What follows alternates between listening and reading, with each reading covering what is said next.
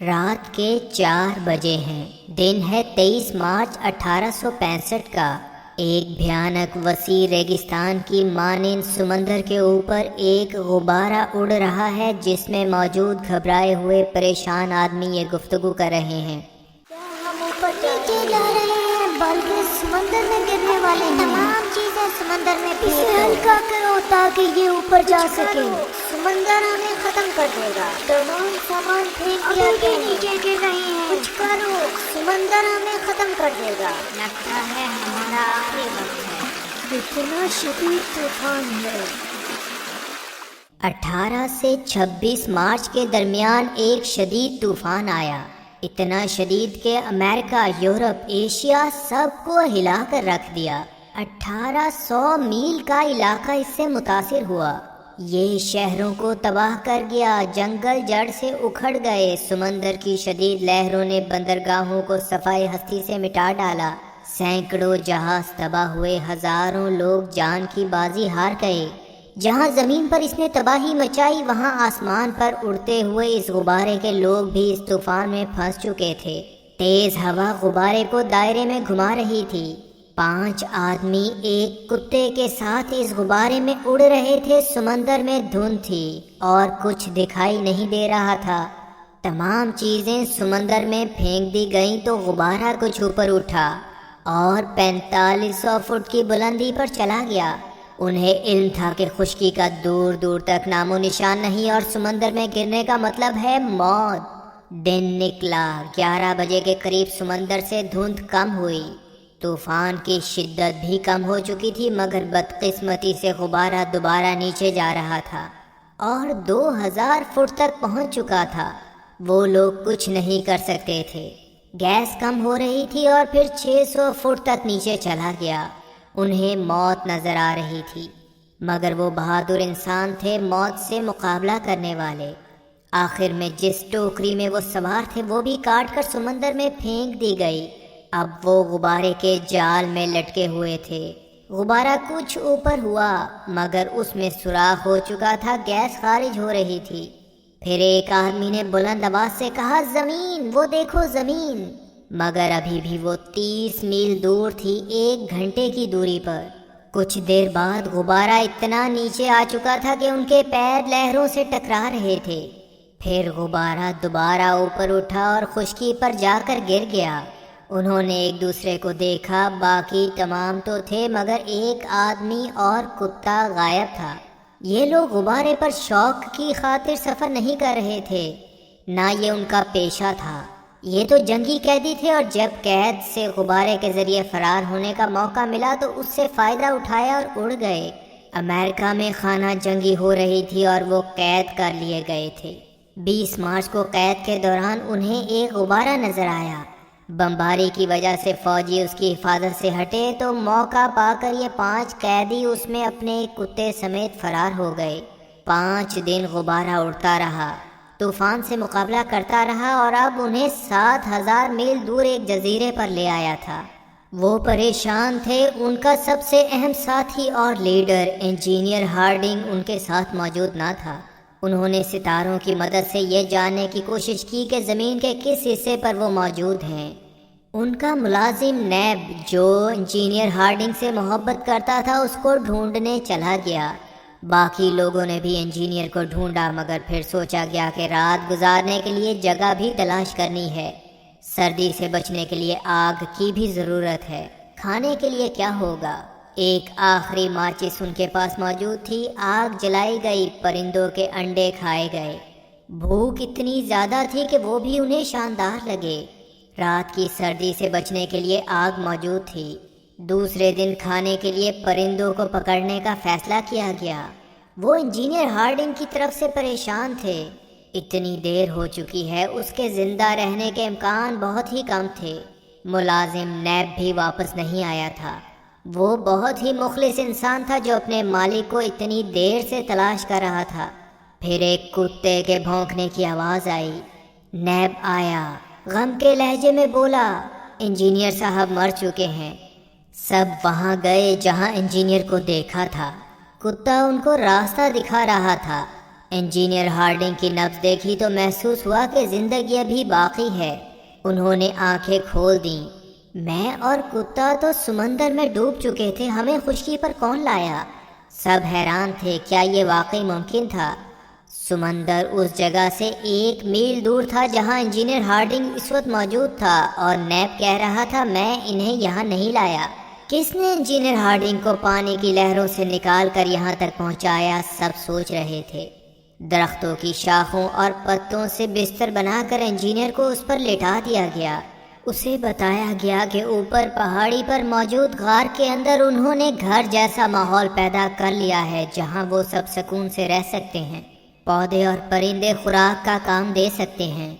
اس جزیرے پر اگرچہ مشکل ہے مگر پھر بھی زندگی گزارنا ممکن ہے۔ ان کی آگ ختم ہو چکی تھی، ماچس بھی موجود نہ تھی، مگر انجینئر ہارڈنگ نے عقل مندی سے کام لیا اور شیشوں کی مدد سے سورج کی روشنی سے آگ جلا لی۔ وہ سب حیران تھے، انہیں معلوم نہیں تھا کہ وہ کس جزیرے پر ہیں۔ انجینئر نے کہا بلند پہاڑ پر چڑھ کر چاروں طرف نگاہ ڈالنے سے صورتحال واضح ہو جائے گی کہ ہم کہاں ہیں اور یہاں سے کیسے نکلا جا سکتا ہے۔ وہ اس آتش فشاں پہاڑ پر گئے جس کا لاوا سرد ہو چکا تھا، اس پر چڑھے، مگر یہ دیکھ کر پریشان ہو گئے کہ ان کے چاروں طرف پانی ہی پانی تھا۔ معلوم نہیں بحری جہاز وہاں سے گزرتے تھے یا نہیں۔ وہ سوچ رہے تھے کیا اب تمام زندگی انہیں اس جزیرے پر اکیلے زندگی گزارنا پڑے گی۔ انجینئر ہارڈنگ نے اس جزیرے کا نقشہ بنایا، کچھ دیر حساب کتاب کرتا رہا، مختلف جگہوں پر نشان لگائے۔ یہ 10 میل چوڑا ہے اور 30 میل لمبا، اور یہاں 10,000 کے قریب لوگ آسانی سے آباد ہو سکتے ہیں، مگر اس وقت صرف ہم 5 لوگ اس کے مالک ہیں۔ اس حساب کتاب میں اس نے سورج سے بہت مدد لی۔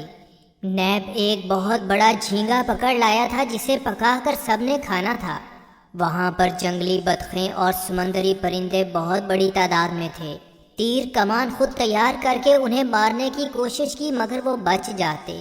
انجینئر نے یہ دیکھا تو کہا کہ اس جزیرے سے ایسی دھاتیں مل جائیں گی جن سے بندوق اور بارود سے بھری ہوئی اس کی گولیاں تیار ہو جائیں، تو ہمیں یہ چیزیں ڈھونڈ کر ہتھیار بنانا پڑیں گے جو ہماری حفاظت بھی کریں گے اور شکار میں بھی ہمیں مدد دیں گے۔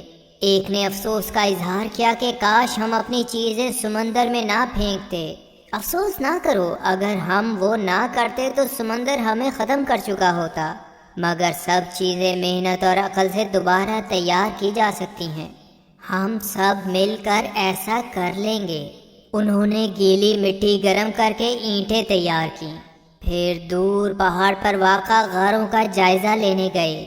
سردیوں کے لیے اچھی اور گرم جگہ رہنے کے لیے چاہیے تھی، ایک بڑی کشتی کی بھی ضرورت تھی۔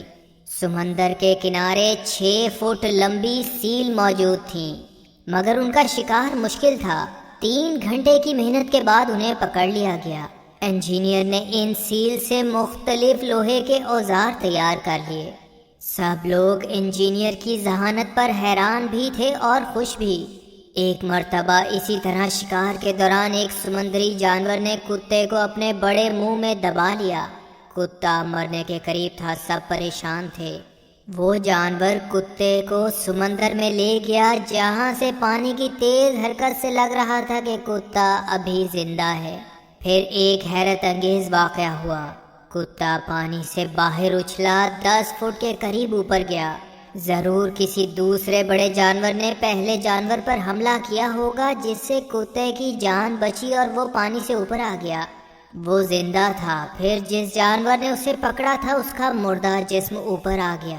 پانی اس کے خون سے سرخ ہو چکا تھا۔ کتنا بڑا یہ جانور تھا، 3-4 ہزار پاؤنڈ اس کا وزن ہوگا۔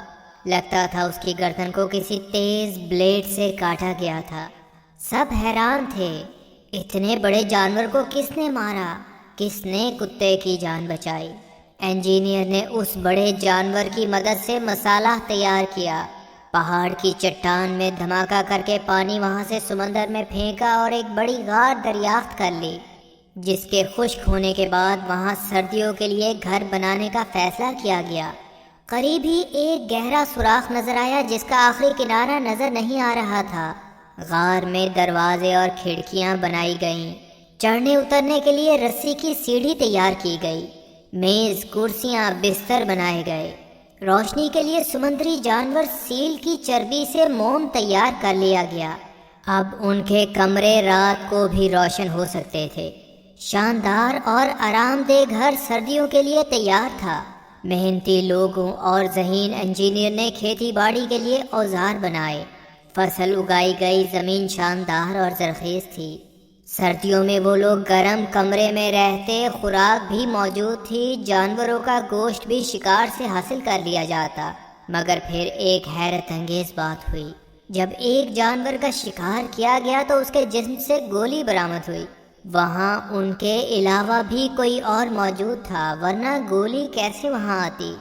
کبھی کپڑوں کے ٹکڑے ملتے اور دوسری اشیاء بھی، جن سے لگتا تھا کہ یا تو کوئی دوسرا جہاز بھی یہاں ڈوبا ہوگا یا پھر ان کے علاوہ بھی اس جزیرے میں کوئی رہتا تھا۔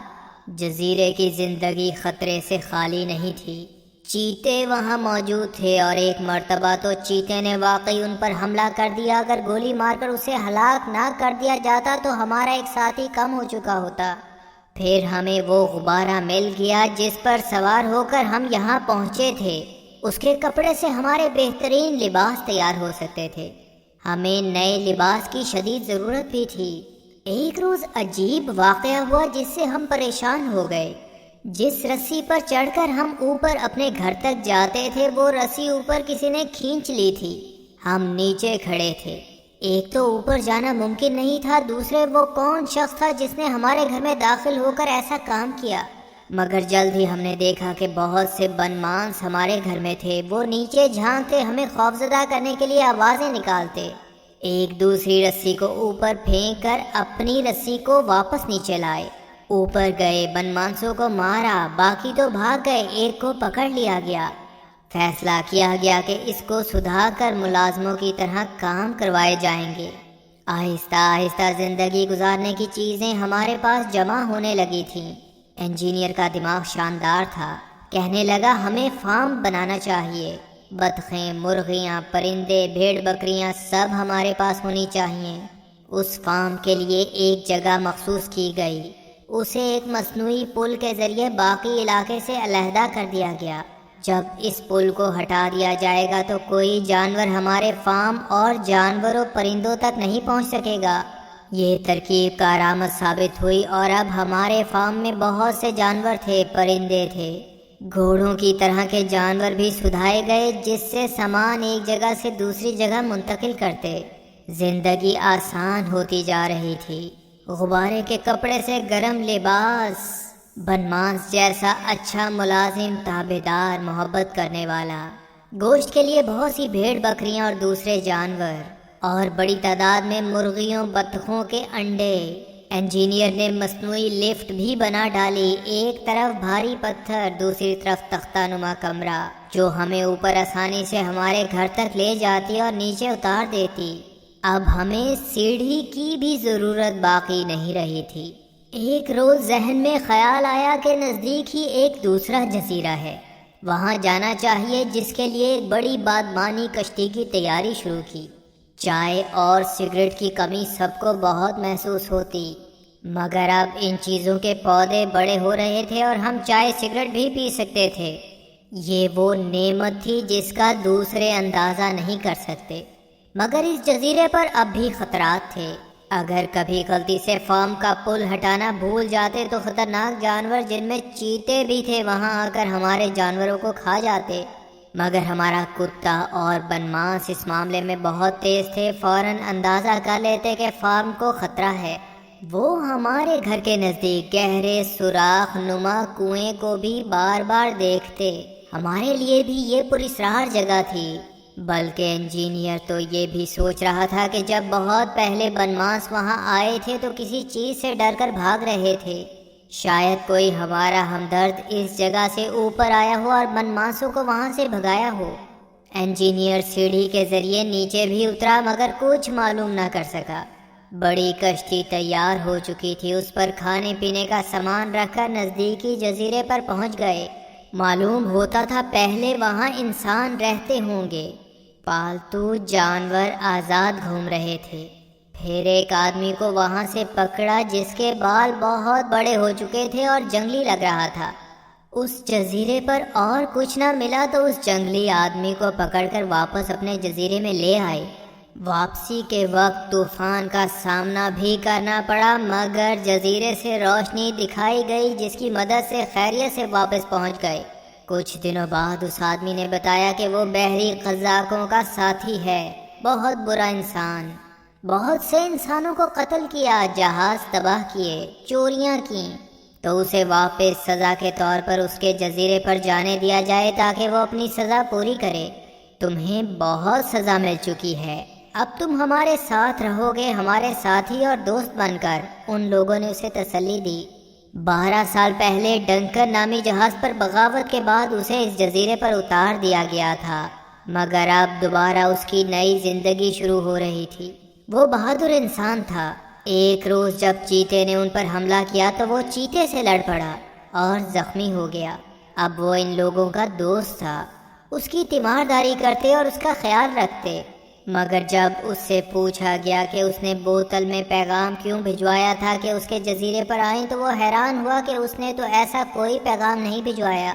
نیب نے کہا پیغام اس نے بھجوایا ہوگا، مگر یہ کیونکہ حواسوں میں نہیں ہے لہٰذا اس سے وہ بات یاد نہیں رہی ہوگی، مگر وہ جان چکے تھے کہ یہ جزیرہ پراسرار ہے۔ سب سے پہلے ہارڈنگ کو سمندر سے بچا کر کوئی خشکی میں لایا، سمندری مخلوق کو ہلاک کر کے کتے کی جان بچائی، جانور کے جسم سے گولی برآمد ہوئی، بوتل میں بند پیغام ملا کہ دوسرے جزیرے کی سیر کی جائے۔ جب جزیرے سے واپسی پر طوفان کی وجہ سے راستہ بھول گئے تو جزیرے سے روشنی کر کے راستہ بھی دکھایا گیا اور بدماشوں کو بھگایا گیا، چیزوں سے بھرا ہوا صندوق بھی بھجوایا گیا۔ اس جزیرے پر کوئی اور ضرور موجود ہے یا پھر کسی اور مخلوق یعنی آسیب وغیرہ کا یہ کام ہو سکتا ہے۔ انجینئر ہارڈنگ نے مختلف چیزیں بنانے کا سلسلہ جاری رکھا۔ ایک دن سب کو بلایا اور کہا دیکھو یہ ٹیلی گراف مشین، اس سے پیغام بھجوائے اور وصول کیے جا سکتے ہیں، مگر یہ تو بجلی سے چلتی ہوگی۔ ہاں، اور ہمارے پاس وہ تمام چیزیں ہیں جن سے بیٹری تیار کی جا سکتی ہے۔ تار بنانا مشکل کام ہے مگر وہ بھی ہو جائے گا۔ اس جزیرے سے بیٹری بنانے کی چیزیں جمع کی گئیں اور بیٹری بھی تیار کر لی۔ مشکل کام تھا مگر انجینئر کی محنت ناممکن چیزوں کو بھی ممکن بنا رہی تھی۔ 5 میل کے فاصلے تک اب پیغام رسانی کی جا سکتی تھی۔ ان کا دوسرے جزیرے سے ملنے والا ساتھی اگر اب اکیلا رہنا چاہے گا بھی تو اس سے رابطہ اس مشین کے ذریعے قائم رہے گا۔ موسم شاندار تھا، اگرچہ کبھی کبھار طوفان بھی آتے، بادل گرجتے، بجلی چمکتی۔ ان کے جانور اتنے زیادہ ہو چکے تھے کہ کم کرنے کی ضرورت پڑ رہی تھی۔ جزیرے کی سیر کی جاتی اور اپنی ضرورت کی چیزیں جمع کی جاتی، مگر جنگلی جانوروں جن میں چیتے بھی شامل تھے کی طرف سے بہت احتیاط کی جاتی۔ انہیں مار کر ان کی کھال گھر میں قالین اور پردوں کی جگہ استعمال کی جاتی۔ انہیں کیمرہ بھی مل چکا تھا جس سے جزیرے کے خوبصورت مناظر کی تصاویر لی گئیں۔ ان تصاویر میں وہ خود بھی موجود ہوتے۔ انجینئر کی محنت نے رنگ دکھایا اور تصویریں دھل کر سامنے موجود تھیں۔ جزیرے میں موجود تمام زندہ چیزوں کی تصاویر بھی لی گئیں۔ بنمانس کی اتنی شاندار تصویر آئی جیسے وہ حقیقت میں موجود ہو۔ ایک روز باہر نظر ڈالی تو ہر چیز سفید نظر آئی۔ کیا یہ برف تھی؟ مگر تھرمامیٹر تو گرم موسم دکھا رہا تھا۔ پھر یہ کیا تھا؟ ان کی آنکھوں نے ایسا نظارہ دیکھا جس پر یقین کرنا مشکل تھا۔ ہزاروں سمندری پرندے ہر جگہ موجود تھے جن سے زمین بلکہ ہر شے سفید نظر آ رہی تھی۔ پھر دیکھتے ہی دیکھتے وہ تمام سمندر کی طرف اڑ گئے۔ چند دن بعد 26 مارچ کی تاریخ آنے والی تھی، وہ دن جب 2 سال پہلے ان لوگوں نے اس جزیرے پر قدم رکھا تھا۔ اس دوران میں ان کی باقی دنیا سے کوئی بات نہ ہوئی تھی، نہ ہی باقی دنیا کی کوئی خبر ملی۔ یہ سوچ کر ان کے دل غمگین ہو گئے۔ اس دوران میں کوئی بحری جہاز بھی نظر نہ آیا، مگر ایک طریقے سے اب بھی وہ امریکہ واپس پہنچ سکتے تھے۔ ایک ایسی کشتی کو تیار کر کے جو سینکڑوں میل کا فاصلہ طے کر سکے۔ نزدیک ترین جگہ جو 1200 میل دور ہو سکتی ہے، کم از کم وہاں تک تو جا سکے۔ یہ بھی ہو سکتا ہے کہ ڈنکن نامی جہاز جس نے اس آدمی کو یہاں چھوڑا تھا دوبارہ یہاں آئے، مگر اس وقت انتظار کے علاوہ ہم کچھ بھی نہیں کر سکتے۔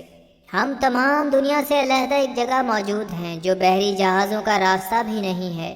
انہوں نے چھوٹی کشتی سے جزیرے کا جائزہ لیا۔ یہ تجربہ بھی تھا کہ کیا بڑی کشتی بنا کر وہ طویل سفر کر سکتے ہیں۔ جزیرے پر اطمینان سے زندگی بسر ہوتی رہی۔ پراسرار واقعات بھی ہونا بند ہو گئے۔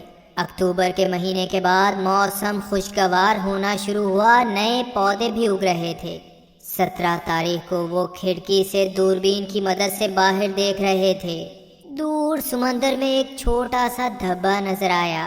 کیا دوربین میں کوئی دھبا ہے؟ پھر خوشی سے چیخ نکل گئی، بحری جہاز! ایک بحری جہاز یہاں آ رہا ہے۔ 2.5 سال گزرنے کے بعد انہیں باہر کی دنیا کی کوئی شے نظر آئی تھی۔ پہلے انہوں نے ایک کبوتر کے ذریعے پیغام بھجوانے کی کوشش بھی کی، مگر کوئی جواب نہ ملا۔ اس لیے یہ جہاز امید کی کرن تھا۔ سب وہاں جمع ہو چکے تھے۔ وہ دیکھو، ہاں واقعی جہاز ہے۔ کیا اسی طرف آ رہا ہے؟ ہاں شاید۔ ہمیں کیا کرنا چاہیے؟ انتظار۔ سب خاموشی سے انتظار کرتے رہے۔ امید کبھی بنتی کبھی ٹوٹ جاتی۔ ان جیسے انسان 2.5 سال بعد وہاں آ رہے تھے۔ جہاز 20 میل دور ہے، مگر وہ اس طرف گمنام جزیرے پر کیوں آ رہا ہے جہاں کوئی جہاز آنا پسند نہیں کرتا؟ کہیں یہ ڈنکن تو نہیں ہے؟ مگر جواب جلد ہی مل گیا۔ ٹیلی گراف مشین کے ذریعے اس آدمی کو بلایا گیا جسے ڈنکن وہاں چھوڑ کر گیا تھا۔ وہ جلدی سے وہاں آ گیا۔ مگر یہ بحری قزاقوں کا جہاز بھی ہو سکتا ہے۔ کچھ جہاز جزیروں کا نقشہ بھی بنانے آتے ہیں۔ ان کا دل چاہتا تھا کہ یہ اچھے لوگوں کا جہاز ہو جس کے ذریعے وہ واقعی امریکہ واپس چلے جائیں۔ اس جہاز پر جھنڈا لہرا رہا ہے، مگر بہت دوری کی وجہ سے پہچاننا مشکل ہے۔ رات کا وقت ہونے والا تھا جس سے جہاز کو دیکھنا اور مشکل ہو رہا تھا۔ اوہ، یہ تو کالے رنگ کا جھنڈا ہے۔ بحری قزاقوں کا جہاز ہے یہ۔ کیا یہ سرد موسم میں یہاں چھپ کر آرام کرنے آئے تھے؟ سب گھبرا چکے تھے۔ ہمیں قزاقوں کی نظروں سے بچنا ہے۔ کھڑکیاں پتوں سے ڈھانپ دو، کوئی آگ نہ جلائے۔ جہاز جزیرے کے قریب لنگر انداز کر دیا گیا۔ یقیناً دوسرے دن صبح وہ جزیرے پر آ جائیں گے اور ان لوگوں کو ڈھونڈ کر قتل بھی کر سکتے تھے۔ بحری قزاقوں کا جن کے پاس ہر قسم کے بڑے ہتھیار، توپیں وغیرہ تھی، چند پستولوں سے کس طرح مقابلہ کیا جا سکتا تھا؟ یہ بھی تو علم نہ تھا کہ وہ تعداد میں کتنے ہیں۔ 10-12 سے تو مقابلہ کر سکتے ہیں، 40-50 ہوں گے تو مقابلہ کرنا بے وقوفی ہے۔ منع کر دیا گیا کہ کوئی شخص تیر کر اس جہاز میں نہیں جائے گا۔ اس میں بہت خطرہ تھا، مگر ایک ہمت کر کے سمندر میں تیرتا ہوا بحری جہاز تک پہنچ گیا۔ اس میں قزاق ہنس رہے تھے، گانے گا رہے تھے، جشن منا رہے تھے۔ یہ بہت خطرناک لوگ تھے جو بہت سے جہاز تباہ کر چکے تھے۔ سوچا کہ ان کے جہاز کو بارود سے اڑا دوں، خود بھی مر جاؤں اور ان کے جہاز کو بھی غرق کر دوں۔ پستول نکالی، گولی چلانا ہی چاہتا تھا کہ ایک ہاتھ اس کے کندھے پر رکھا گیا۔ کون ہو تم؟ یہاں کیا کر رہے ہو؟ شور کی آواز سن کر دوسرے بدماش بھی آ گئے۔ اس نے 2 آدمیوں کو گولیاں ماری، مگر اسے چاقو کا زخم لگ گیا۔ پھر تیزی سے بھاگا، سمندر میں چھلانگ لگا کر اپنے جزیرے کی طرف تیرنے لگا۔ زخم کے باوجود ہمت کر کے اپنے جزیرے تک پہنچ ہی گیا۔ اس پر پیچھے سے گولیاں چلتی رہیں، مگر قسمت نے ساتھ دیا کہ وہ بچ گیا۔ 50 کے قریب بدماش اور 4 توپیں اب ان کے خلاف حملہ کرنے کا منصوبہ بنا رہے ہوں گے۔ وہ شدید خطرے میں گھر چکے تھے۔ انجینئر ہارڈنگ اور اس کے ساتھی رات کو مختلف جگہوں پر بندوقوں کے ساتھ بیٹھ چکے تھے۔ صبح بدماش کشتیوں پر آتے نظر آئے، ان پر فائرنگ کی گئی تو جہاز سے بم پھینکنے کا سلسلہ شروع ہو گیا۔ وہ بہت خطرے میں تھے۔ پھر اور کشتیوں میں بدماش جزیرے کی طرف بڑھے۔ ایک کشتی میں سوار قزاق کافی دور سے جزیرے پر داخل ہو گئے۔ باقی ہارڈنگ اور اس کے ساتھیوں کی فائرنگ سے یا تو مر گئے یا واپس بھاگ گئے۔ مگر جزیرے میں آنے والے بدماشوں کو ڈھونڈنا یا مقابلہ کرنا آسان کام نہ تھا۔ اب وہ مستقل خطرہ تھے۔ جہاز سے مسلسل بم آ رہے تھے، انہیں لگتا تھا کہ ان کا گھر جلد ہی تباہ ہو جائے گا، مگر پھر ایک حیرت ناک منظر ان کی آنکھوں نے دیکھا۔ جہاز کو کسی چیز نے تباہ و برباد کر دیا تھا۔ یہ ممکن نہ تھا مگر ہو چکا تھا۔ یقیناً جو پراسرار چیز اس جزیرے پر موجود تھی اس نے ایک بار پھر ان کی مدد کی تھی۔ انجینئر ہارڈنگ اور اس کے ساتھیوں نے ڈوبے ہوئے جہاز کی چیزیں جمع کی تو انجینئر کو وہ ٹکڑے بھی مل گئے جن سے جہاز تباہ کیا گیا تھا۔ یہ تارپیڈو سے تباہ کیا گیا، یہ سمندری آبدوزوں کا ہتھیار ہوتا ہے۔ جہاز کی توپیں بھی وہ اپنے گھر لے آئے تاکہ مستقبل میں ایسے خطرے کا مقابلہ کر سکیں، مگر جو بدماش جزیرے میں داخل ہو چکے تھے وہ ان کے لیے مستقل خطرہ تھے۔ انہوں نے چھپ کر ہارڈنگ کے ایک ساتھی پر فائر کیا جس سے وہ شدید زخمی ہو گیا۔ ان کے پاس علاج کے لیے دوائیں نہ تھیں مگر انہوں نے دروازے کے باہر دواؤں کا ڈبہ اور استعمال کا طریقہ موجود پایا۔ ان کی مدد کون کرتا تھا وہ یہ بات نہ جان سکے۔ جزیرے پر موجود بحری قزاقوں کے ساتھی بدماشوں کو جب بھی موقع ملتا ان کے جانور مار ڈالتے، انہیں تنگ کرتے۔ جزیرے پر 3 سال مکمل ہونے پر انہوں نے جشن منایا، شاندار کھانے کھائے اور فیصلہ کیا کہ جہاز نما کشتی بنا کر وہاں سے نکلنے کی سنجیدہ کوشش کریں گے۔ کشتی کی تعمیر دن رات کی جانے لگی۔ پھر ایک نیا خطرہ ان کے سامنے آیا۔ جزیرے کا آتش فشاں لاوا اگلنے لگا تھا، زلزلے کے شدید جھٹکے آ رہے تھے۔ ان کی کشتی ابھی تیاری کے مراحل میں تھی اور لگتا تھا کہ پہاڑ سخت تباہی پھیلائے گا۔ قدرت کی اس تباہی سے انسان کا بچنا مشکل ہی نہیں ناممکن تھا۔ پہاڑ تیزی سے بھاپ خارج کر رہا تھا، کشتی بھی مسلسل بن رہی تھی اور مکمل ہونے والی تھی۔ کچھ وقت فصل کی کٹائی کو دینے کے بعد کشتی پر مکمل توجہ دی جاتی۔ ایک رات کو ٹیلی گراف مشین بجنے لگی۔ پیغام آ رہا تھا، میرے پاس آؤ۔ راستہ بتایا گیا تھا۔ یقیناً جو پراسرار شے ان کی مدد کرتی تھی وہ اب ان سے ملنا چاہتی تھی۔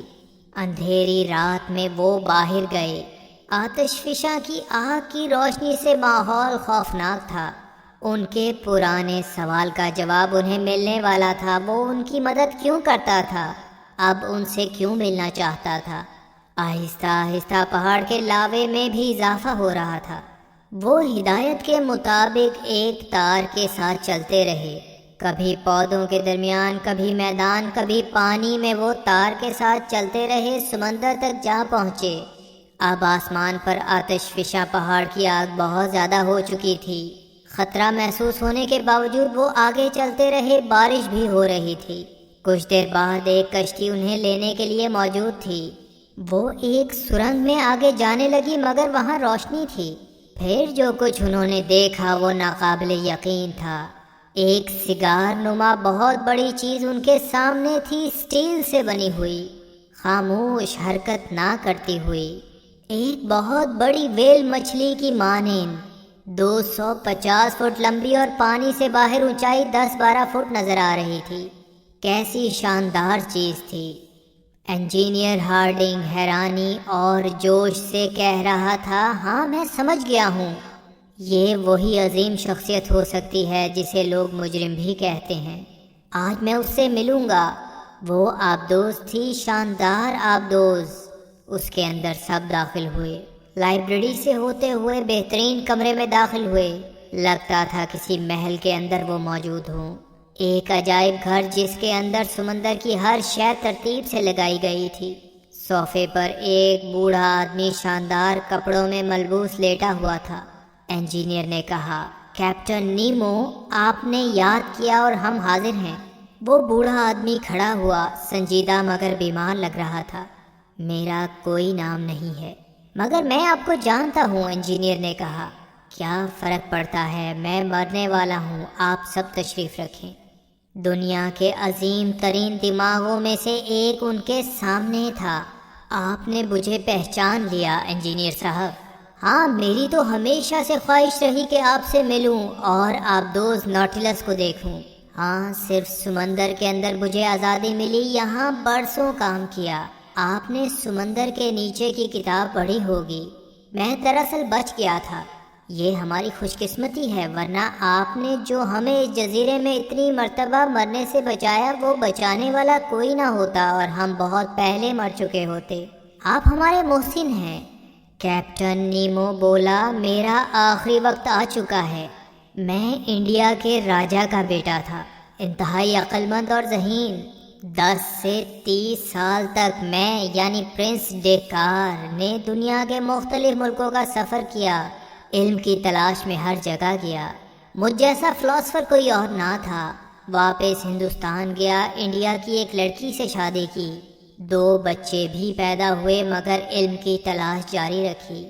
پھر انڈیا کے لوگوں نے بغاوت کر دی۔ 1857 میں بغاوت کے دوران لڑا اور کئی مرتبہ زخم آئے۔ پرنس ڈیکار کے سر کی قیمت رکھی جا چکی تھی۔